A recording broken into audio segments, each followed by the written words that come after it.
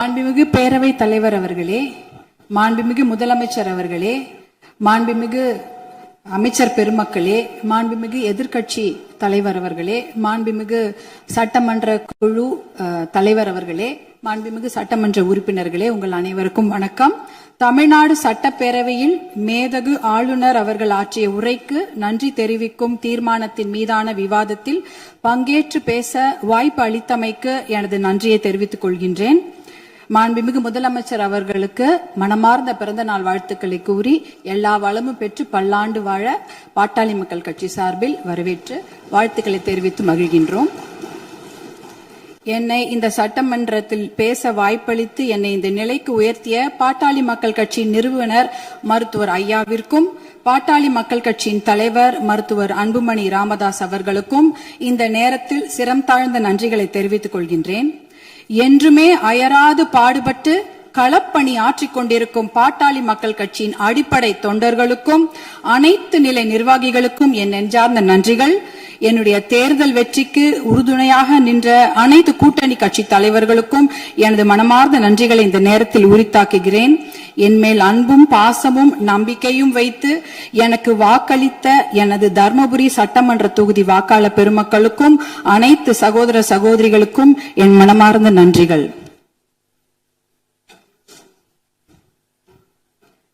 மாண்புமிகு பேரவைத் தலைவர் அவர்களே, ஒரு அறையை எதை கொண்டு வேண்டுமானாலும் நிரப்பலாம். ஒரு அறையில ஒரு பருத்தி மூட்டையை கொண்டு அடுக்கினாலும் அது நிரம்பிவிடும். இல்ல அதே அறையில ஒரு என்ன சொல்றது, ஒரு வைக்கோல் போரை வைத்தாலும் அது நிரம்பிவிடும். ஆனால் அந்த ஒரு அறையில ஒரு மெழுகுவத்தி ஏத்தி வச்சா, ஒரு விளக்கு ஏத்தி வச்சா அந்த விளக்குடைய ஒளி அந்த அறையே நிரப்பிவிடும். அப்படிப்பட்ட ஒரு நிகழ்ச்சியை தான் நான் மாண்புமிகு ஆளுநர் அவர்கள் உரையில நான் பார்த்தேன். ஏனென்றால் அந்த உரையில் ஒரே ஒரு வாக்கியம், சமூக நீதி கணக்கெடுப்பு நடத்தப்படும் என்ற அந்த ஒரு வாக்கியம் இந்த சட்டப்பேரவை மட்டும் ஒளிபர செய்யவில்லை, தமிழ்நாடு மக்களின் அனைத்து இல்லங்களிலும் அது பிரகாசத்தையும் வெளிச்சத்தையும் ஒளியையும் கொண்டு நிரப்பியது. ஏன்னா 100 ஆண்டுகளுக்கு பிறகு சமூக நீதி கணக்கெடுப்பு நடத்தப்படும் என்ற அந்த வாக்கியம் மிகப்பெரிய ஒரு வரலாற்று சிறப்பு மிக்க ஒரு வாக்கியம். அதற்காக மாண்புமிகு முதலமைச்சர் அவர்களுக்கும் மாண்புமிகு நம்முடைய தமிழக அரசுக்கும் எங்களுடைய பாட்டாளி மக்கள் கட்சி சார்பாக நன்றிகளையும் வரவேற்பையும் தெரிவித்துக் கொள்கிறோம். ரொம்ப அன்பாக மகிழ்ச்சியாக தெரிவித்துக் கொள்கின்றோம். ஏனென்றால் பாட்டாளி மக்கள் கட்சியின் கொள்கைகளே அதை ஒருங்கிணைக்கிற ஒரு மையப்புள்ளி அப்படின்னா அது சமூக நீதி தான். அந்த சமூக நீதியை நிலைநாட்ட இந்த சமூக நீதி கணக்கெடுப்பு நடத்தப்படுவதால் கண்டிப்பாக எல்லா இல்லங்களுக்கும் தமிழ்நாட்டின் மக்களுடைய அனைத்து நலத்திட்டங்களும் போய் சேரும் என்பதில் எந்த ஐயமும் இல்லை. அதற்காக எங்களுடைய மகிழ்ச்சியை தெரிவித்துக் கொள்கின்றோம். மாண்புமிகு மேதக ஆளுநர் அவர்களின் உரையில வேளாண் பெருமக்கள் அப்படின்ற வார்த்தையை சொல்லியிருந்தாங்க. வேளாண் பெருமக்கள் என்ற வார்த்தை எவ்வளவு அழகான வார்த்தை. ஆனால் பாட்டாளி மக்கள் கட்சியில நாங்க வேளாண் பெருமக்களை கடவுளா தான் நாங்க பார்ப்போம். அவர்கள் நமக்கு உணவளிக்கும் கடவுள்களாக தான் நாங்க அவங்கள பாக்குறோம். அதுல பாத்தீங்கன்னா சிறு குறு விவசாயிகளுக்கான கடன், விவசாய கூட்டுறவு கடனை தள்ளுபடி கொஞ்சம் செய்வதாக அறிவித்திருக்கிறார்கள். நீங்க வேளாண் குடிமக்களுடைய உழைப்பை நாம பார்க்க வேண்டும். வெயில்ல யாருமே வெளியில போக மாட்டாங்க. ஆனா வேளாண் குடிமக்கள் மட்டும்தான் வெயிலே வேலை செய்வாங்க. கடின உழைப்ப அந்த வெயில்ல தான் அவங்க கொடுப்பாங்க. அதே சமயம் மழை வெள்ள காலங்கள்லயும் அவங்க வேலை செஞ்சுட்டு இருப்பாங்க. மழை வெள்ளத்துல கொஞ்சம் அதிகமா தண்ணி தேங்கிட்டா கூட அந்த நிலத்துல இருக்கிற அந்த பயிர் எல்லாம் அப்படியே முழுகிடும். இப்பெல்லாம் போய் பயிர் முழுகிட்டா யாரும் போய் நேரடியா ஆய்வெல்லாம் செய்யறது இல்ல. ட்ரோன் அனுப்பி அந்த பயிர்ல அந்த தண்ணி நிலத்துல தேங்கி இருக்கான்னு கண்டுபிடிக்கிறாங்க. 2 நாள் கழிச்சு நீங்க ட்ரோன் அனுப்புனீங்கன்னா தண்ணியே இருக்காது, தண்ணி வடிஞ்சிரும். அப்ப அந்த ட்ரோன் என்ன சொல்லும்னா தண்ணி இல்ல, அங்க எந்த பாதிப்பும் இல்ல அப்படின்ற தகவலை கொடுக்கும். இப்படி எவ்வளவு பிரச்சனைகள். அதே அறுவடை செய்து விட்டார்கள் என்றால் பாத்தீங்கன்னா அந்த டைரக்ட் ப்ரொக்யூர்மெண்ட் சென்டர், அதாவது டிபிஆர்னு சொல்லுவாங்க, அந்த கொள்முதல் நிலையங்கள், நேரடி கொள்முதல் நிலையங்களுக்கு மூட்டை மூட்டையா அரிசி எடுத்துட்டு போவாங்க. ஆனா ஒரு கொள்முதல் நிலையங்கள்லயும் ஒரு நாளைக்கு இவ்வளவுதான் அரிசி எடுத்துக்க முடியும், இவ்வளவுதான் மூட்டை எடுத்துக்கொள்ள முடியும் என்ற அளவுகோல் இருக்கும். ஆனால் அந்த அளவுகோலுக்கு மேல ஆயிடுச்சுன்னா அந்த மூட்டையை வச்சுட்டு வெயிலையும் மழையிலையும் அங்கேயே இருக்கணும். அது என்னவானாலும் சரி, மூட்டையை அவங்க நிலத்துல இருந்து எடுத்துட்டு போயிட்டாங்கன்னா தனியார் அந்த கொள்முதல் நிலையங்கள் வாசல்லே படுத்து கிடப்பாங்க. மழை பெஞ்சிச்சுன்னா அந்த மூட்டையெல்லாம் உள்ளே முளைச்சிடும், கெட்டு போயிடும். இப்படி எத்தனையோ சிரமங்களை மீறிதான் அவங்க நம்மளுடைய உணவு மேசைக்கு சாப்பாடை கொண்டு வராங்க.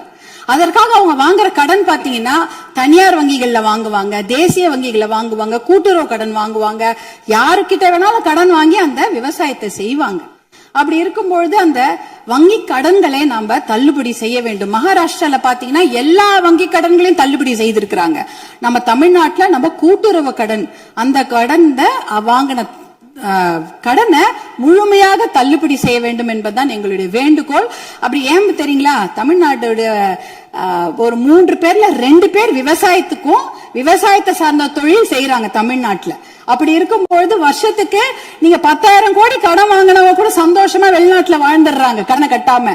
ஆனா 10,000 ரூபாய் கடன் வாங்கிட்டு அந்த கடனை யாரா வீட்டு வாசல்ல வந்து கேட்டாங்கன்னா அவமானம் தாங்காம தற்கொலை பண்ணிக்கிறாங்க.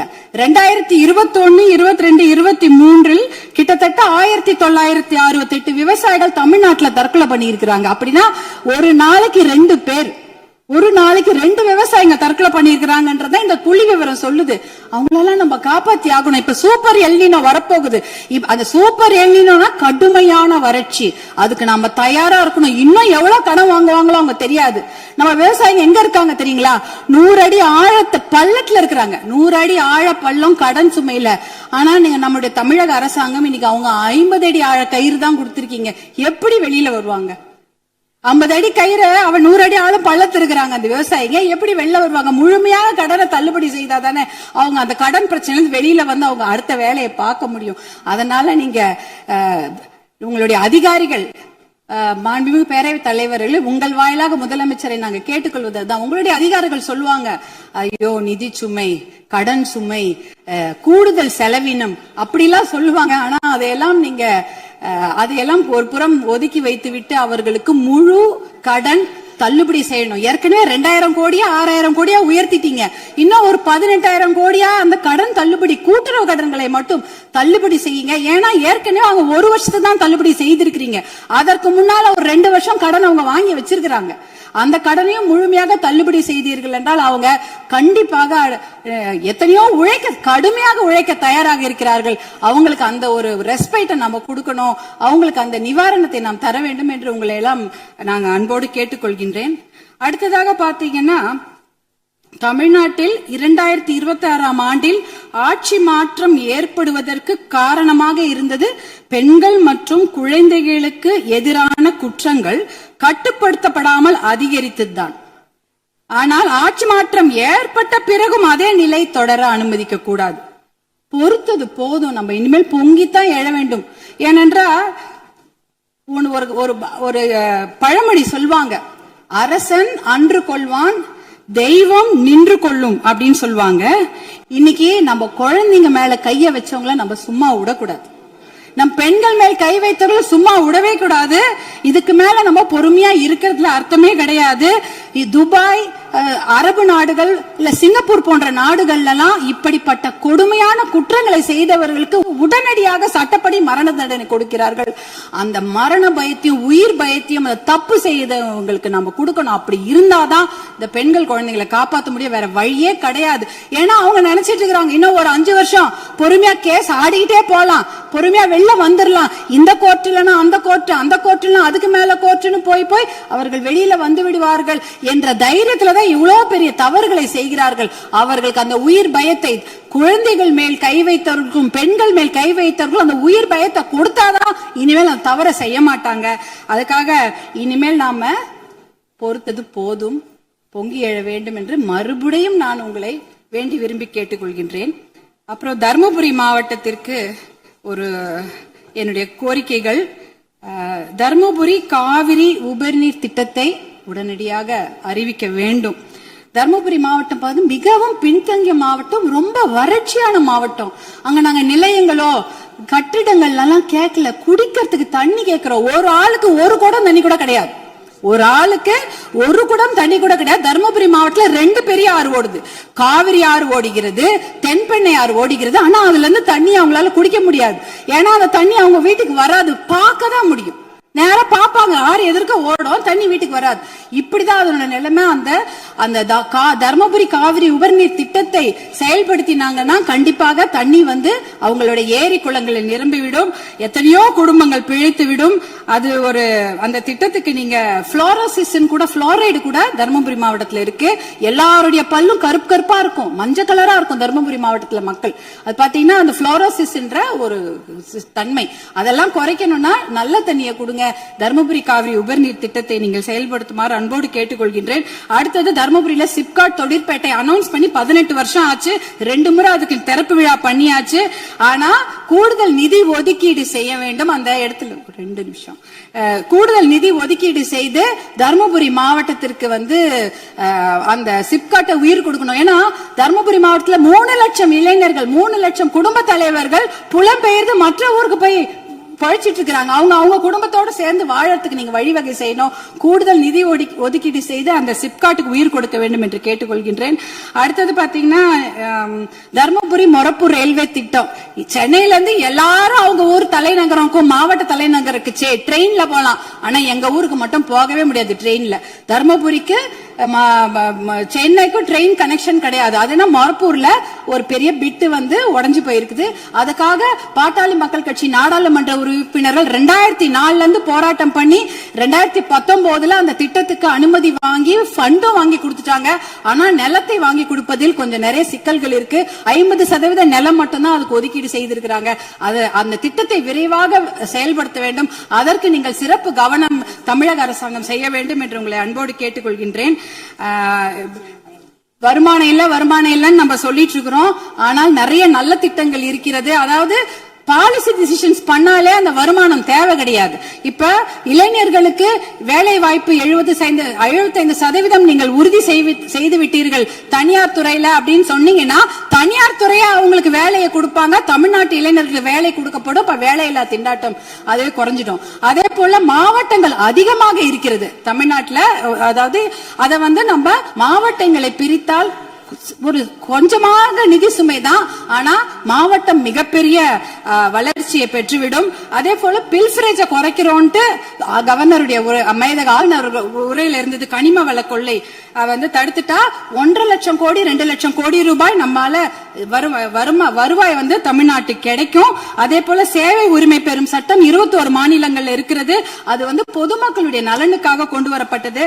அது பாத்தீங்கன்னா அதனால எப்படின்னா எந்த ஒரு விஷயத்துக்காக பொதுமக்கள் அப்ளை பண்றாங்களோ உடனே வந்து சேர்ந்துரும், ஒரு பைசா செலவில்லாம. சேவை உரிமை சட்டம், லோக ஆயுக்தாவை பலப்படுத்த வேண்டும். இப்படி போன்ற பில்ஃபரேஜ்களை தடுத்தாலே தமிழ்நாட்டுக்கு வருவாய் ஏற்பட்டுவிடும். பாலிசி டிசிஷன்ஸ் பண்ணும்போது எந்த ஒரு நிதி சுமையும் கிடையாது. இப்படிப்பட்ட திட்டங்களை எல்லாம் நீங்க கவர்னர் உரையில, மேதக ஆளுநர் உரையில சிலவற்றை அறிவிப்பு செய்திருக்கிறீர்கள், சிலவற்றை அறிவிப்பு செய்யாமல் இருக்கிறீர்கள். அதையெல்லாம் கொண்டு வர வேண்டும் என்று உங்களை கேட்டுக்கொண்டு, எனக்கு இந்த வாய்ப்பை அளித்த பேரவைத் தலைவர் அவர்களுக்கும் மாண்புமிகு முதலமைச்சர் அவர்களுக்கும் எல்லோருக்கும் என்னுடைய சட்டமன்ற உறுப்பினர்கள் என் மனமார்ந்த நன்றியை தெரிவித்துக் கொள்கின்றேன்.